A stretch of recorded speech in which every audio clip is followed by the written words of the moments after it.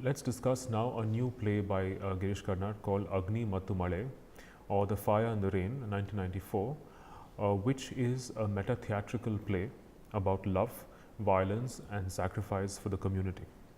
It was written in Kannada but was immediately rendered into English for a workshop for actors at the Guthrie. The play has been performed in Hindi and English as well, and has also been made into a Hindi movie. But liberties have been taken, as the theatre scholar Aparna Dharwadkar recounts in the introduction to the second volume of Girish Karnad's collected plays, where she recounts there were that the playwrights, the directors took liberties with the play and the script when they remade the play into Hindi and English, and also made a movie out of it, much to the disapproval of Girish Karnad. The play itself takes the form of a play within a play, which is why it's a meta-theatrical play where performance itself becomes a theme in the play. Right? So the inner play, the play within the play, thematizes the outer frame play, and they both, in some sense, the distinction between reality, the outside play, the frame play, reality, and the life, the world of the inner play gets blurred and collapses by the end of the play. So there's a complete blurring of the very distinction between reality and fiction, between representation and the object being represented. And the outer play, which frames the inner play, is a modern adaptation of the tale of Yavakri. So Girish Karnad takes, as the raw material of his play, the story or the tale of Yavakri, which is taken from the Vana Parva of the Mahabharata. In the Mahabharata, Yavakri is the son of the sage Bharadwaja, who acquires knowledge of the Vedas from Indra after years of penance.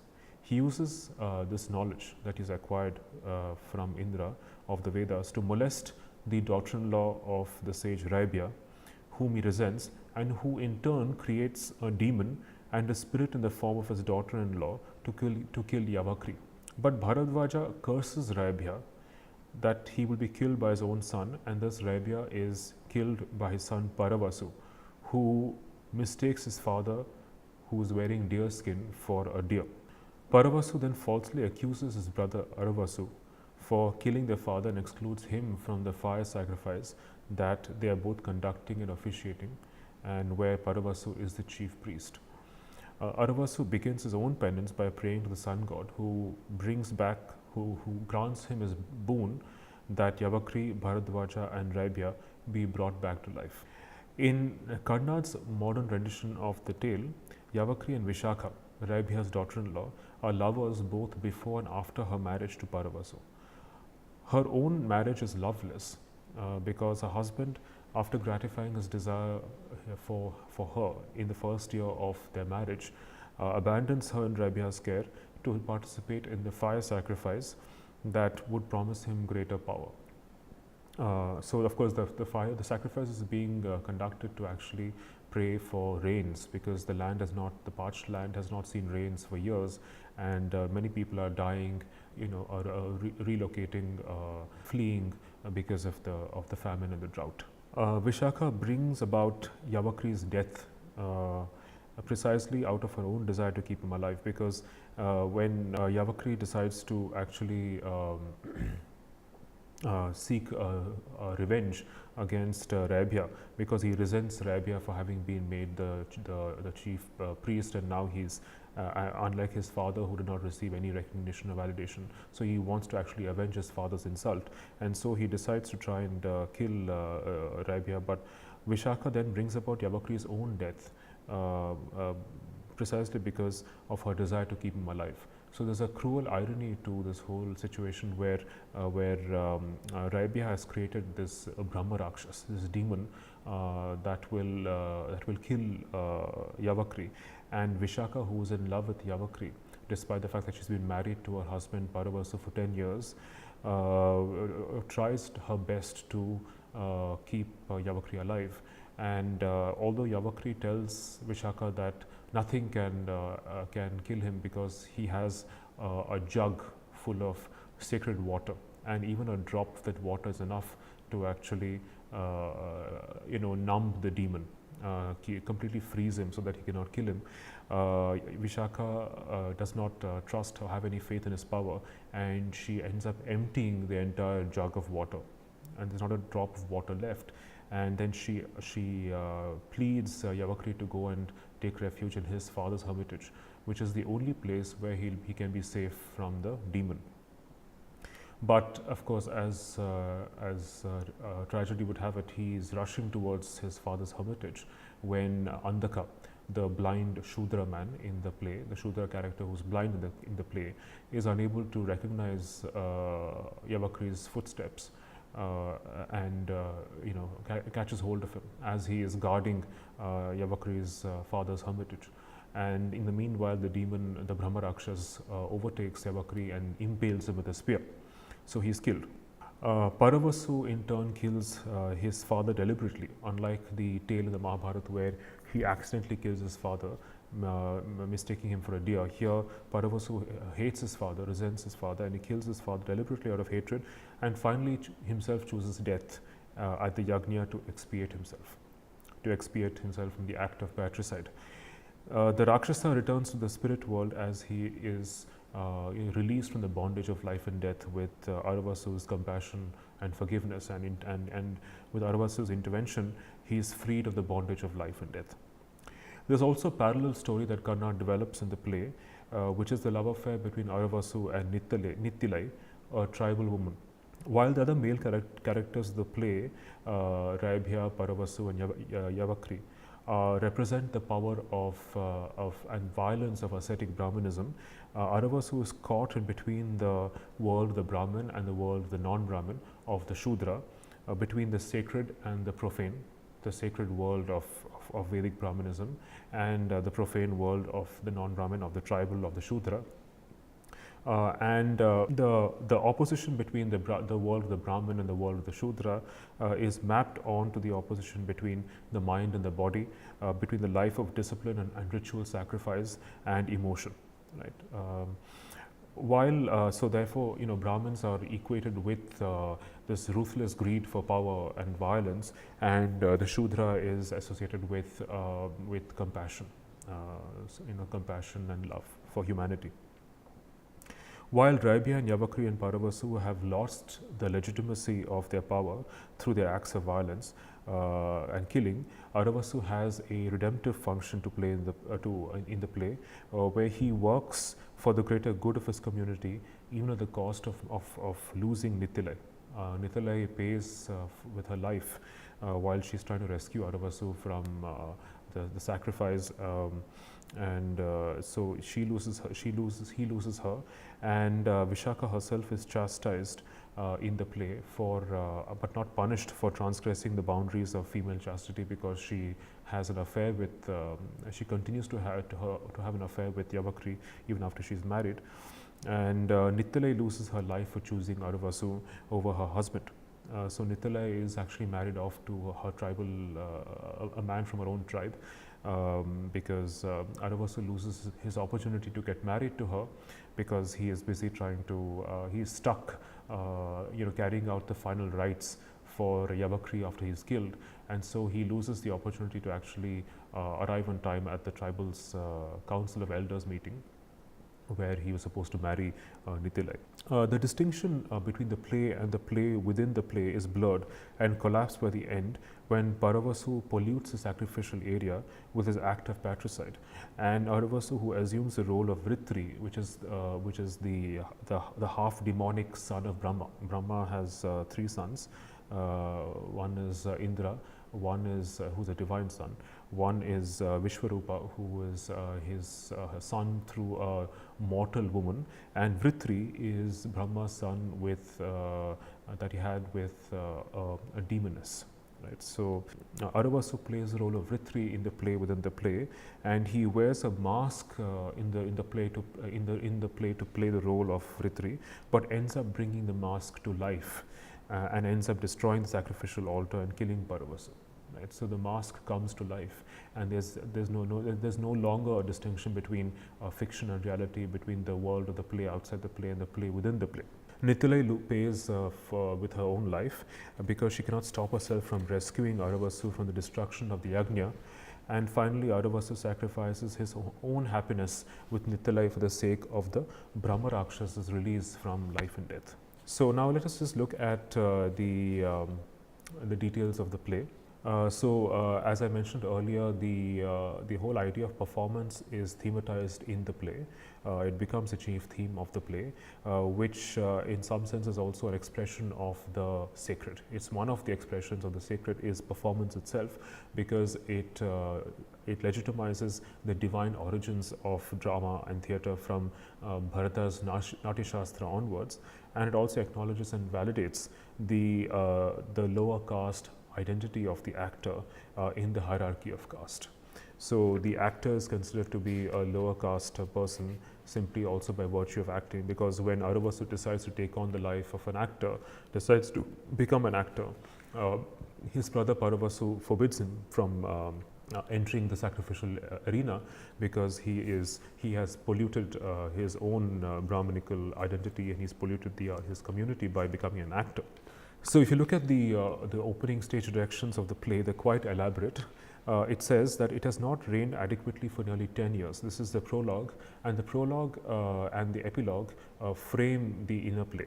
Right. So you have a prologue which is situated at that point in time when Aravasu is on the verge of acting in the play within the play as Vritri, and he's searching for Nitilai, who cannot be found in the audience. The play also ends with an epilogue where the yajna has been destroyed, and towards the end there is a complete collapse between the play and the play within the play.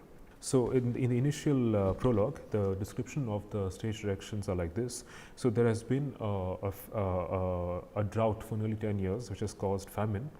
And there's been a 7-year-long fire sacrifice to the Lord Indra, who is the god of rains, to propitiate him in order to enable rains in a land that has been parched with years of drought. Fire burns in the center of step-like brick altars.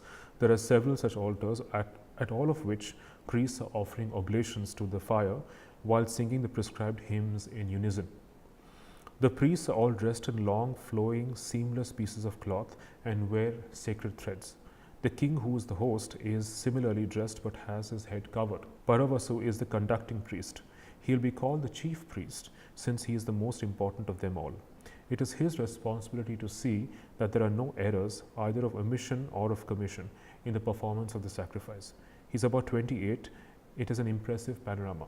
The Brahma Rakshasa, a Brahmin soul trapped in the limbo between death and rebirth, is moving around at the sacrificial precincts, though no human eye can see him. So the Brahma Rakshasa already exists. He is a Brahmin soul that's been trapped between death and rebirth, and is constantly hovering around the sacrificial area. The afternoon session is over. The priests begin to disperse. A courtier enters with the actor manager. The latter is made to stand at a distance from the fire sacrifice, since as an actor he is considered low-born. The courtier rushes into the protected enclosure of the fire sacrifice and talks to the king.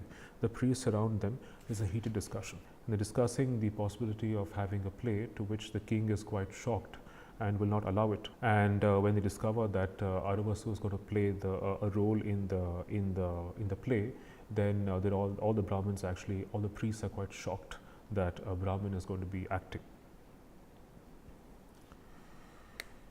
So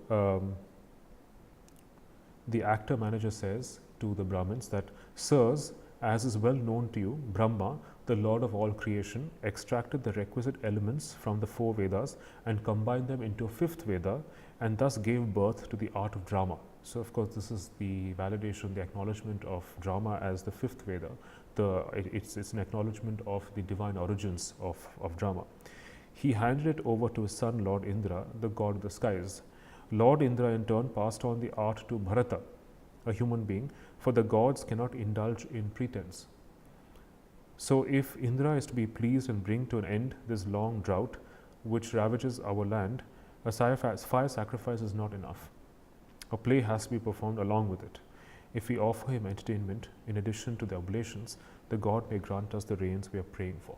Right? So this need to enact, to perform along with a fire sacrifice to propitiate the god of rains Indra. And of course the courtier is very clear that Aravasu should not be admitted into the sacrificial arena because he is also going to be acting in the play, which is the role of a lower caste person. And of course the Aravasu sends a message with the actor manager which says, a message from a brother. Dear elder brother, this is a message from Aravasu to his older brother Paravasu, which says, the sons of Bharata were the first actors in the history of theatre. They were Brahmins but lost their caste because of their profession. A curse plunged them into disrepute and disgrace. If one values one's high birth, one should not touch this profession. And I accepted this, but today I am a criminal. I have killed my father, a noble Brahmin. I already stand tarnished. I may now become an actor. This follows from your own words. So please do not bar the way now. Right. So here we must remember that Aravasu, performs the function of redeeming the sin that his brother Paravasu committed of killing their father. Right. So he performs the expiatory rites of redeeming his father's death at his brother's hands, and he uses this opportunity to actually seek the possibility of freedom from caste, freedom from Brahminical Hinduism, from caste, and the freedom to actually marry the woman he loves, which is Nittilai, a tribal girl. So by embracing a stigma of patricide, of killing, which he does not commit himself, Aravasu then gains the freedom of acting, of performing, of propitiating the Lord Indra, and of also redeeming his brother's sin of patricide. And not, of course, to mention also the fact that he hopes that he will be able to live happily with Nittilai. But as the play is about to begin, Aravasu is hoping that Nittilai is in the audience watching the play.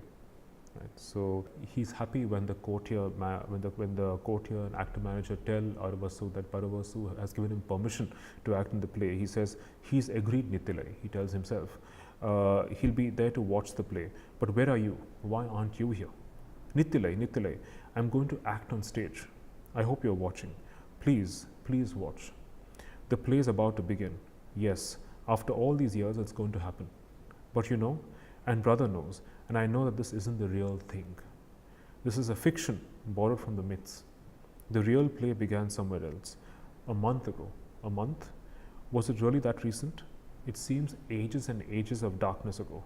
You and I were going to get married, begin a new life, and I had to meet the elders of your tribe. Right? So there's a flashback at this point, which goes back to the point when they were in love, and Aravasu was going to meet the tribal council of elders to ask Nittilai for a hand in marriage.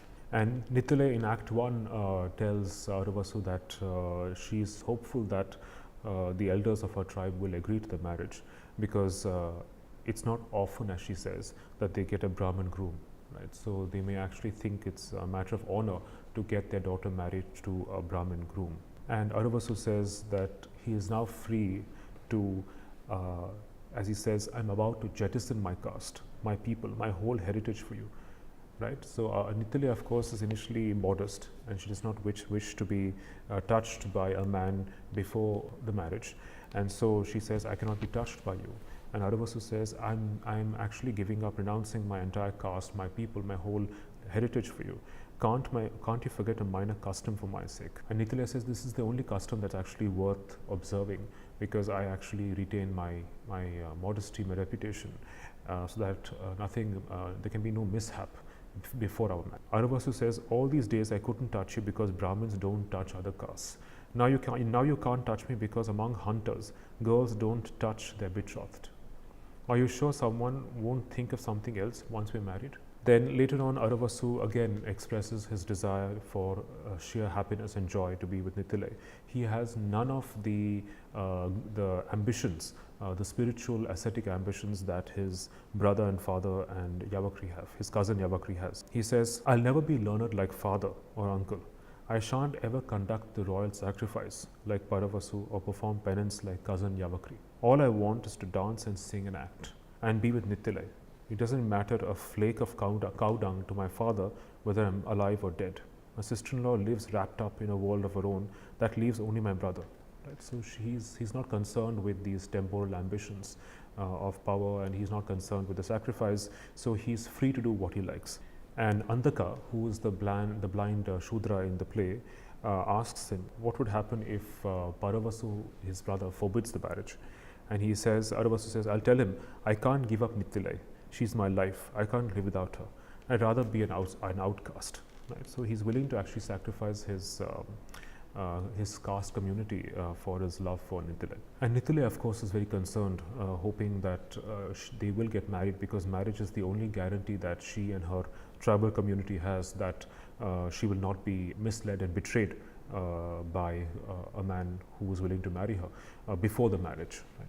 Then through Andaka, Nitilai and Aravasu learn of Yavakri's penance, that Yavakri performs these self-mortifications and penance for years to win the favor of Indra. 10 years, Andaka says, 10 years of rigorous penance, and still Lord Indra would not oblige. Finally, Yavakri stood in the middle of a circle of fire and started offering his limbs to the fire.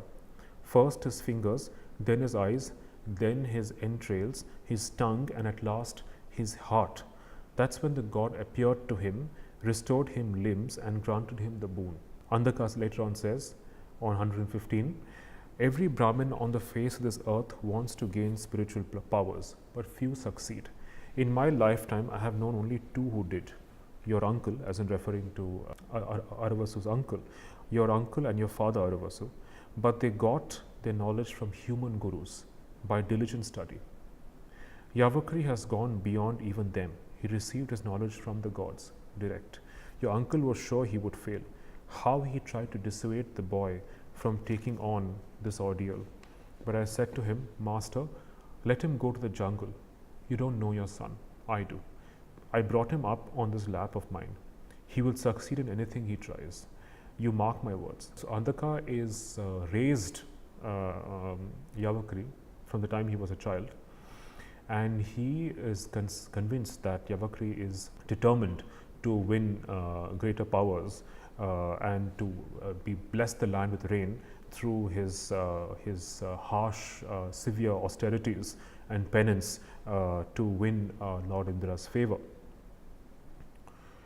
And now he has come back. So unlike Arvasu's father and uncle, who won their spiritual power through, who gained the spiritual power through human gurus, Yavakri wins it through the sheer determination and arrogance of his penance, of his tapasya, to actually acquire power, spiritual power from Indra himself. And Nitilai is one of those characters embodying the profane, non-Brahminical world of the tribes, the tribal world of the tribes, of the Shudras, who constantly questions the ritual discipline and form of ascetic Brahmanism. She says, their fire sacrifices are conducted in covered enclosures.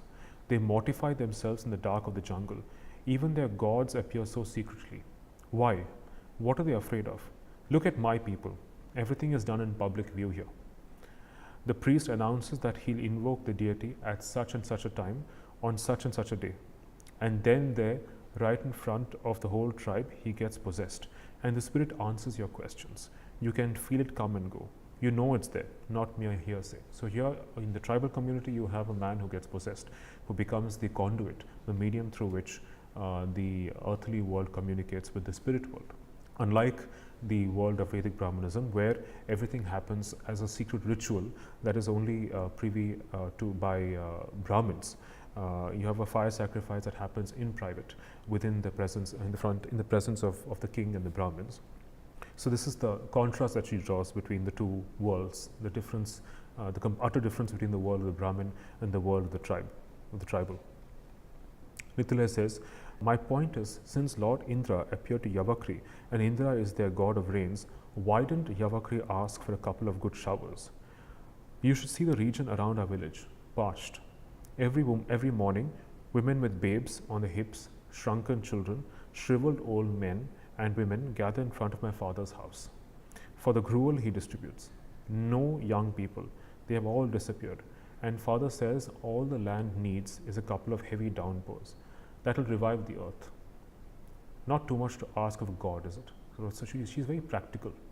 She says, what stopped Yavakri from asking Indra for rains so that they can overcome the famine and the drought that has ravaged the land for decades?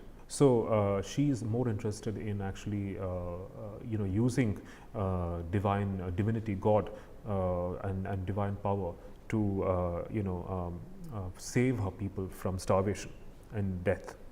But Andhaka says, half agreeing, that these divine powers should not be used to solve day-to-day problems. They are meant to lead to inner knowledge, right? So there's obviously a distinction being made between inner knowledge, inner spiritual knowledge, self-knowledge, absolute infinite knowledge, and power that's required to actually help humanity, right? So you have the sacred, the divine, the ritual, and human individual ambition, opposed to power that can be used, divine power, the power of humanity that can be used to secure humanity's own welfare. Nithalai later on says, actually I want to ask Yavakri two questions. Can he make it rain? And then, can he tell when he's going to die? Just two. What is the point of any knowledge if you can't save dying children and if you can't predict your own moment of death? Right? So she's the voice of secular humanism, which is completely crushed and killed by the end of the play.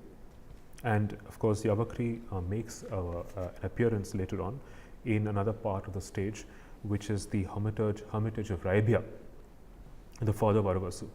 Vishakha is about 26, but she does not look like she is happy. I mean, she looks completely sullen and haggard, is the description.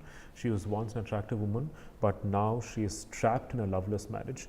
Her husband has long left her to be the chief priest of the fire sacrifice, and she's in her father-in-law Raibhya's care.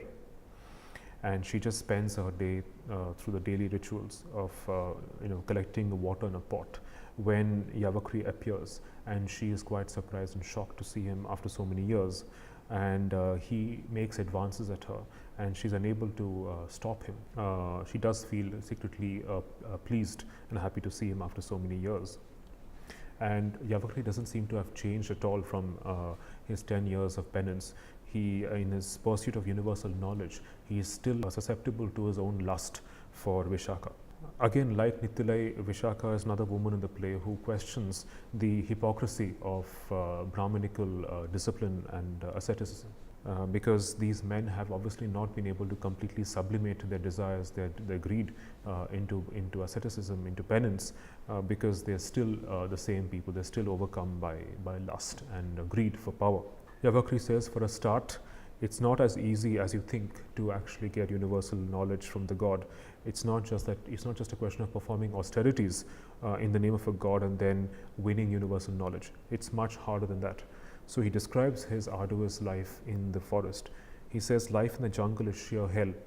Flies, giant ants, beetles, pests, leeches, and attacking at the suspicion of moisture, vipers lurking in bowls of dust, the relentless heat, not demons but mosquitoes to torture you. One would expect the appearance of a god to be a shattering experience, concrete, indubitable, almost physical. But though I think Indra came to be several times, I was never certain. Then the first time he appeared, he said, "No, Yavakri, you can't master knowledge through austerities. It must come with experience. Knowledge is time, it is space. You must move through these dimensions." I said, "No, I must have it. Grant me all knowledge." He laughed and said, "You're being silly." That's it. Common dialogue, not very profound. And when the god disappeared, nothing was left behind to prove he had never been there. I looked around. The same old black scorpion, the same horned chameleon, the shower of bird shit around me. So it was all a hallucination caused by something I'd eaten that morning? Or was it fever working on my brain? So I go on, another year, perhaps two. Then the god comes again. "Why are you being so stubborn?" he chides. "You can't cross a full stream on a bridge of sand," and so on. So he is, Yavakri is relentless in his pursuit for greater power from Indra, right? And Indra says that the only way you can actually gain power is through experience. You're not a god, you're a human being. But Yavakri does not refuses to listen. Right, he's determined to win his boon. But Vishakha is in complete contrast to Yavakri, because she is only concerned with the fact that she, like the Shudra, like the tribal, is outside the realm of Brahminical masculinity, because she has spent her life abandoned, neglected. She has lost her youth, her desirability. She seems to have even lost her her will to live. And she's not concerned with these male, Brahminical male ambitions of power. And she also recounts how, after the first year of marriage, when Paravasu gratified her, sought sensual gratification from Vishakha, and then abandons her in his father's care to become the chief priest of the fire sacrifice to the rain god. Vishakha tells Yavakri about how, after the first year of marriage, Paravasu tells her that on the first day of the second year of the marriage, he said, "Enough of that. We now start on our search." And then it wasn't that I was not happy, but the question of happiness receded into the background. So for Vishakha, happiness is just being happy with the husband. But for the husband, he wants to seek absolute knowledge, right? He used my body and his own body like an experimenter, an explorer, as instruments in a search. Search for what? I never knew. But I knew he knew. Nothing was too shameful, too degrading, even too painful. Shame died in me, and I yielded. I let my body be turned inside out as he did his own. I had a sense he was leading me on to something. Mystical, spiritual, we never talked. Then one day he received the invitation from the king to be the chief priest of the fire sacrifice, and he left. The site of the fire sacrifice is only a couple of hours away from here.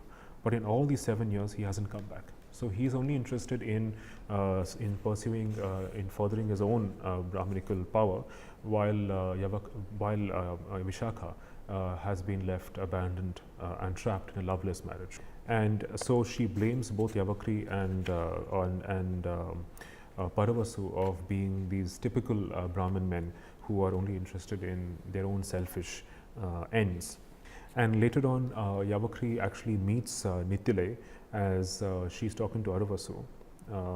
In fact, later on, Aravasu and Nithile almost discover the affair that Yavakri is having with Vishakha, as they are secretly talking to each other along the banks of a river, when Aravasu walks in upon them, but at the last moment Vishakha escapes, but her clothes are torn and she's completely dirty with mud and filth and slush on her back, and he sees Yavakri pursuing her. And on the way, Yavakri sees Nithile and contemptuously curses her. When Nithile, he gets to know, he obviously knows through his divine knowledge that she wants to know when he will die, and so he says that I don't know when I'll die, but I promise you this, you'll be dead within a month, right? So Yavakri actually foretells Nithile's death. Later on, Aravasu does not tell Raibhya, his father, about the affair between Yavakri and Vishakha, although he discovers it. He learns, somehow he wrests the secret out of Aravasu, and he realizes that there's an affair going on between the two, and he's very disgusted with his daughter-in-law and calls her a whore for having an affair with another man. But he stops short of cursing her, and he decides that it's Paravasu's responsibility to actually take care of discipline his wife. So Vishakha is not punished, but she's chastised for her sexual transgression. And later on, Raibhya decides to actually avenge the insult to his family, to his reputation, by creating a Brahma Rakshas. So he invokes a Brahma Rakshas, and he tells the Rakshas to actually kill Yavakri. Right? He says, Vishakha, he tells his daughter-in-law Vishakha, go and tell your lover, I accept his challenge. I shall invoke the Kritya and send a Brahma Rakshasa, a demon soul, after him. Let Yavakri save himself. He need only go and hide in his father's hermitage. I love my brother and will not desecrate his altar. Let Yavakri cower in there like a dog. If he steps out, he'll be dead. So the only place where Yavakri can be free is at his father's hermitage, and his father is Rabia's brother. So since Rabia actually respects his brother and the sanctity of his hermitage, that's the only space where Yavakri can be safe. And he says that if Yavakri can keep himself alive for 24 hours, he will accept defeat and enter the fire. So Vishakha is intent on saving Yavakri's life, and they go in search of him. Arvasu is unable to find him, but Vishakha sees him, discovers him, murmuring incantations, sitting cross-legged with his kamandulu, his water jug in front of him. Vishakha runs in panting, and while Yavakri continues meditating. And she calls her to Yavakri, who opens his eyes and acknowledges Vishakha's presence. And Vishakha tells him that her father-in-law has invoked the Kritya spell to engage his full powers, and that he has created a Brahma Rakshas to actually kill Yavakri. And Yavakri is not scared; he's not daunted because he has his magical water in his jug, and he is convinced that a drop of this water will render the demon powerless. But Vishakha is not convinced, and she ends up pouring the water into the earth. And Yavakri is betrayed, and then he starts panicking, and he rushes towards his father's hermitage, because that's the only space where he can be safe. So this is, of course, a tragic, ironic twist in Karnad's rendition of the original tale, where Vishakha can only keep Yavakri alive by enabling his death. So Yavakri rushes, but then Andaka, who has been placed by Aravasu on guard at Yavakri's father's hermitage, does not recognize, ironically does not recognize Yavakri's footsteps, stops him, but in the process the Brahma Rakshas overtakes Yavakri and impales him with a spear, killing him on the spot. So Act 1 ends with Yavakri's death. In Act 2, Brabhya is horrified to see that his son Paravasu has left the sacrifice just a month before its completion, having heard of his wife Vishakha's sexual misdemeanor. Vishakha talks to Paravasu after many years for the first time, and he also meets Aravasu, and he gives Aravasu his permission to act in the play. It is here that Paravasu tells Vishakha. Right. In fact, Vishakha again compares Paravasu to Yavakri, and he says that both of you resemble each other because both of you go away and whenever you feel like it. Right. So she accuses both of them of using her, right, for their own sensual gratification. Paravasu says one can practice austerities like a fool, Yavakri, to coerce the gods to bend to one's will, stand in a circle of fire, torture oneself. So many techniques, all equally crass, to make the gods appear. And when they give in, what do? Extend the begging bowl, give us rains, cattle, sons, wealth, as though one defined human beings by their begging. I despise it. I went because the fire sacrifice is a formal rite. Right? So Paravasu describes the fire sacrifice as a formal, structured rite. It involves no emotional acrobatics from the participants. The process itself will bring Indra to me, and if anything goes wrong, there's nothing the gods can do about it. It has to be set right by a man, by me. That's why when the moment comes, I shall confront Indra in silence, as an equal. For that, it is essential that one shed all human weakness, be alone, absolutely on one's own to face that moment, become a diamond, unscratchable. Right? So Paravasu's desire is to become absolutely all-powerful, and not just use prayers, not just use practices, austerities as a means of gaining access to the gods and favors from them. Right? So he wants to actually overcome his human weakness and become a god in his own right. So there is no room for emotional attachment in these fire sacrifices. Right? It's an absolutely structured, disciplined rite which goes beyond personal obligations of emotions and attachment. And Vishakha does not understand this entire obsession with absolute power. She says that what's so wrong in being human? What is wrong with leading a human life where one is just happy with what one has and with one's attachments and love for humanity? And she says later on that that even though Yavakri and you used me and humiliated me for your own lust, at least Yavakri was warm and gentle, Right? For a few minutes, he made me forget the wizened body, the scratchy claws, and the blood cold as ice. And he paid for it with his life. And that's when the Raibhya, her father-in-law, appears. And Paravasu here deliberately kills his father with an arrow out of his hatred for his father. He kills his father because his father killed Yavakri to disturb him in the last stages of the sacrifice. So he kills his father and he returns to the sacrificial altar. Meanwhile, Aravasu, who has been busy performing the final rites for Yavakri, who has been killed, is late by half an hour for the meeting with the tribal elders, where he's supposed to marry Nithile. But since he's late, the council of elders has left, and he is very upset that he has lost his opportunity to actually marry Nithile, who is then promptly married off to another man from her own tribe. And on the way back, he discovers that his father has been killed, and Paravasu tells lies to him, saying that he mistook their father for a wild animal and shot him with an arrow. But Aravasu now has to perform the rites for their father, the rites of penitence. And Paravasu delegates the responsibility of performing these rites of penitence to his brother, while he returns immediately to the sacrificial altar. And there later on,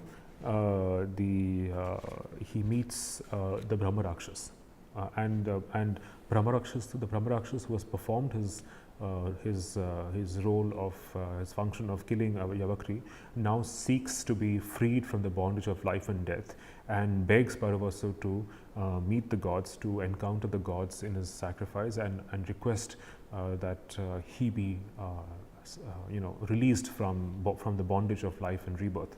But Paravasu refuses. He does not know how he can help the Brahma Rakshas. And when Aravasu comes to the sacrificial area after completing the funeral rites, Paravasu wrongly accuses Aravasu of having killed their father, for which the Brahmins refuse to let him come in. They take a couple of soldiers take hold of him and drag him away. Act 3 begins with Aravasu lying in the outskirts of the city, with Nithile sleeping next to him. Right? And when he wakes up, he is frightened, not knowing where he is, but he's very happy to see Nithile. And he's incredulous at the sight of Nithile, and Nithile tells him that she escaped from her husband and to rescue Aravasu. Nithile is also willing to choose Aravasu over her husband, and she says, Aravasu, when I say we should be together, I don't mean we should have to live together like lovers or like husband and wife. I have been vicious enough to my husband. I don't want to disgrace him further. Let's be together like brother and sister. You marry any girl you like. Only please, Aravasu, spare a corner for me. So she is willing to think outside the fold of marriage, to actually probably even continue living with her husband, while at the same time having some kind of relationship with Aravasu, even if it is not one of marriage or a romantic relationship outside marriage. And Aravasu is determined to actually avenge the death of his father. And so he says, he tells Nithile, I can't help it. I want to make them all pay. Yavakri, father, Paravasu. It's a conspiracy, don't you see? It's all planned because I wanted to marry you, because I was ready to reject my caste, my birth. Can't you see it? I wanted to strike out on my own. So first a corpse curls itself around my ankles, Yavakri. Then its father, bodies drenched in blood, like rats that pour out during the plague and die vomiting blood. So he is convinced, he is determined to actually avenge their killings. But Nithile tries to dissuade him from perpetuating the spiraling cycle of violence and bloodshed. And Nithile says, leave that to the gods, Aravasu. Look at your family. Yavakri avenges his father's shame by attacking your sister-in-law. Your father avenges her by killing Yavakri. Your brother kills your father. And now you, in your turn, want vengeance. Where will it all end? Aravasu, so what do I do? Sit in a corner with my hands crossed like a eunuch? Nithile, do that. Better that than become the man you hate. Right? So she tries to convince him to not perpetuate further violence and bloodshed.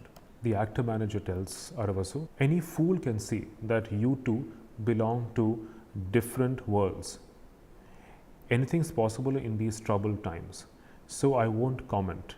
But your name's on every tongue in this town, and they are mostly trying to spit it out. I didn't save your life, she did. I only found you. You were lucky that she turned up soon after, and it's she who's been nursing you, mopping up your vomit, wiping your bottom, like a baby. I'm grateful to her because my babies were starving when she came, and now they get a bite to eat every day. When she gets the food from, where she gets the food from, I don't know, but she knows the woods. So obviously Mithila is a symbol of compassion. She's someone who is able to access food from the woods, the forest that she knows intimately. We would have moved out of this town the day the old man died, except that we have become dependent on her for food, for nursing, for laughter. We're just waiting to leave with her, but she won't budge till you're better. Then later on, Aravasu decides to actually act in the play, and she decides he wants to play the role of Vritra, right? And Nithile tells the actor manager that her father and brother and husband will also be there to watch the performance. So they're obviously in search of her, and they're willing to do anything to get Nithile back. So she's very scared that maybe her husband might actually end up killing Aravasu, right? and killing her too, and she doesn't want to die. So the whole act of performing in the play itself is an act of exposure to the tribal community. The actor manager, of course, is only interested in the performance happening because that's his only source of income and livelihood. So that's the only way that he says, my children will sleep on a full stomach for another 2 months if this play happens. So when Aravasu decides to play the role of Vritra and not Indra, Nithile says, I'm glad that you're not playing Indra. I don't like that god of yours. He's immortal. When someone doesn't die, can't die, what can he know about anything? He can't change himself. He can't create anything. I like Vritra because even when he is triumphant, he chooses death. I always wonder, if flowers didn't know they were to fade and die, would they ever blossom, right? So again the contrast between immortality, between immortal gods like Indra, who can never change because they can't die, right? Who can't create anything because they can't die. But it's far more glorious, far more joyous to play a mortal character who can create, who can show compassion for humanity, who can create transformations and change, and who can choose death. Right? They use masks in the play, and Arasu wears the mask of Vritra and the demon, and the actor manager warns him, saying that you should surrender to the mask, but surrender and pour your life into it. But remember, once you bring the mask to life, you have to keep a tight control over it. Otherwise, it will try to take over, right? It will begin to dictate terms to you, and you must never let that happen, right? So there's always a risk that if he surrenders to the mask may actually take over him and acquire a life of its own, which is exactly what happens in the play. So in the play, of course, there are these three characters, Indra, Lord Indra, and his half brothers, Vritra and Vishwarupa. Vishwarupa is Brahma's son with a human mortal woman, and Vritra is Brahma's son with a female demon. And Indra is very insecure about Vishwarupa because Vishwarupa has won the praises of everyone for his wisdom and his gentleness. And Indra feels extremely insecure and vulnerable because he feels like an eclipsed moon. Right? He feels like his glory has been eclipsed by Vishwarupa, and so he wants to kill Vishwarupa, and therefore Vritra offers to protect Vishwarupa from Indra. So the two are inseparable because they are always trying to save each other from Indra's wrath. So Indra organizes a fire sacrifice in honor of Brahma, and he invites all the gods and the men to the sacrifice, and he also invites Vishwarupa to the sacrifice, but forbids Vritra from coming because he is a Rakshasa, a demon. So of course the play itself is an allusion to the actual play, the play outside the play, an allusion to the relationship between Aravasu, Paravasu and their father Raibya. And ultimately, of course, Indra betrays Vishwarupa and he kills Vishwarupa, and Vritra is very upset at his brother's death. And he enters the enclosure and he sees Vishwarupa is dying, and he is furious at Indra's treachery, and they have a duel. And in the fight, the actor manager is playing Indra, and Aravasu is playing Vritra, and he completely surrenders to the mask, which actually brings Vritra's character to life. And the very distinction between fiction and reality is completely collapsed in this moment, where he says, "You can elude me, Indra, but you can't escape me. Even if you fly like a falcon across 99 rivers, I'll find you. I'll destroy you. I'll raise your befouled sacrifice to the ground. I'll burn down the sacrifice." And that's when Aravasu begins destroying the sacrifice. And the actor manager says, "No, no, not that. Stop him. Stop him for God's sake." And Aravasu says, "I'm a Brahmin. If you try to stop me, I'll kill myself. And the sin of killing a Brahmin will be on your heads. I'm a Rakshasa, and I'll kill anyone who tries to stop me." And the actor manager is trying very hard to get the mask off Aravasu's face, which is what Nithile does. Nithile struggles, and she finally manages to remove the mask from Aravasu. And the Brahmins are furious because the entire sacrifice is being desecrated by the tribals and Aravasu, who was gone to destroy the sacrifice just at the moment of its completion. And Paravasu, who is watching the entire play, realizes that the play is an allusion to him, and he tries to stop the destruction by he knocks Aravasu down, he pins him to the ground, and the husband, Nithile's husband, pulls out a knife, grabs Nithile by her hair and slashes her throat. Right? Aravasu gets up, but it's too late to save Nithile, who tried to intervene to save him from the fury of the mask that took over. And Indra's voice can be heard, right, in the skies. And he tells Aravasu, "Do not grieve. We are pleased with you. Ask for any boon, and it shall be granted." Right. So Aravasu asks that Nithile be brought back to life. So Indra is pleased by the way Aravasu challenged Indra and pursued him in the play, and then he says that he asks him to ask for a boon, and he says, Indra says, it's no big deal bringing Nithile back to life, but once the wheel of time starts rolling back, it will bring back everyone to life, all those who have been killed. Paravasu, Yavakri, and Nithile, they will all be brought back to life. And Yavakri and Aravasu says, yes, let them all be brought back to life. But Indra says that if they're all brought back to life, then there may be a repetition of the same tragedies. And then Aravasu says that may not happen, because now, having lived this life of sacrifice, I have grown wiser, right? And I will not commit the same mistakes again.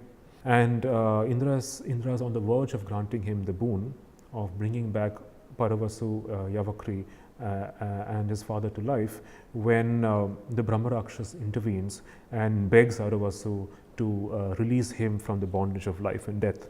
And Aravasu is on the verge of relenting out of his sheer compassion for the Brahmarakshas. But Indra says, there's another consideration, that if the wheel of time must roll back, Nithile will return to life, but it must roll forward for the Brahmarakshas to be released from the bondage of life and rebirth.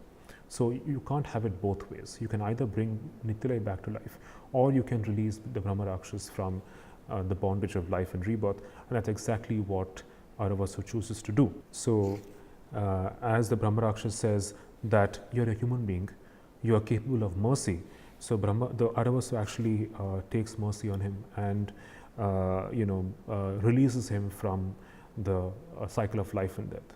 So therefore, Nithile actually ends up becoming a scapegoat to the rivalries between these different Brahmin men, and also Aravasu's own desire to seek the welfare of his community. And so that's exactly how the play ends, with Nithile living a life as tormented as the Brahmarakshas, where the Brahmarakshas is resurrected and released from the cycle of life and rebirth. But Nithile is now living the tormented life of a spirit. And this is exactly how the play ends.